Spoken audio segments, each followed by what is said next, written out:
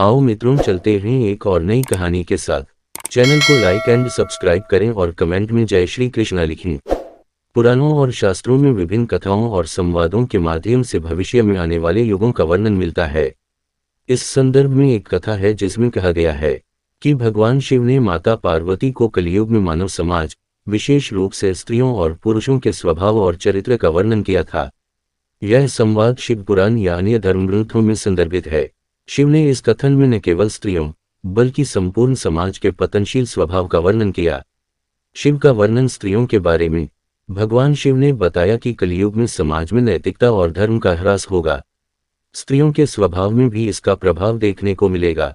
उन्होंने यह भी कहा कि यह परिवर्तन केवल स्त्रियों तक सीमित नहीं रहेगा, बल्कि पुरुष भी धर्म और सत्य से विमुख होंगे। शिवजी ने यह स्पष्ट किया कि यह पतनशीलता योग का प्रभाव है, न कि किसी व्यक्ति या जाति विशेष की समस्या। एक, सामाजिक व धार्मिक गिरावट। कलियुग में स्त्रियां अपने धर्म और कर्तव्यों से विमुख हो सकती हैं। वे सांसारिक सुख और विलासिता की ओर अधिक हटके अपने कर्तव्यों और पारिवारिक मर्यादाओं को भूलकर वे अपनी इच्छाओं को प्राथमिकता देंगी।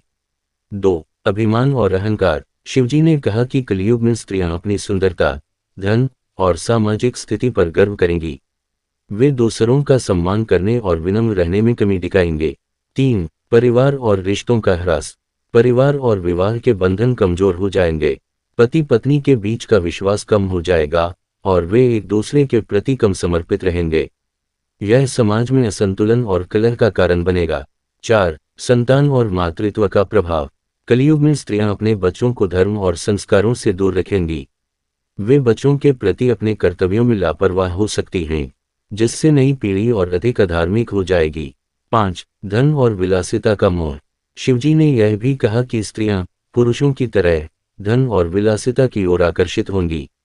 वे सांसारिक सुखों को प्राथमिकता देंगी और धर्म को पीछे छोड़ देंगी। 6, स्त्री पुरुष का चरित्र। शिवजी ने बताया कि स्त्रियां पराये मर्दों से संबंध बनाएगी और पुरुष भी पराई स्त्रियों से संबंध बनाने में इच्छुक रहेगा।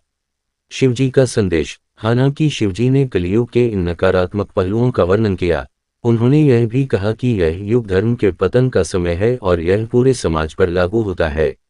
स्त्री और पुरुष दोनों ही इससे प्रभावित होंगे, लेकिन जो स्त्रियां धर्म, सत्य और अपने कर्तव्यों का पालन करेंगी, वे इस पतनशील प्रभाव से बच सकेंगी।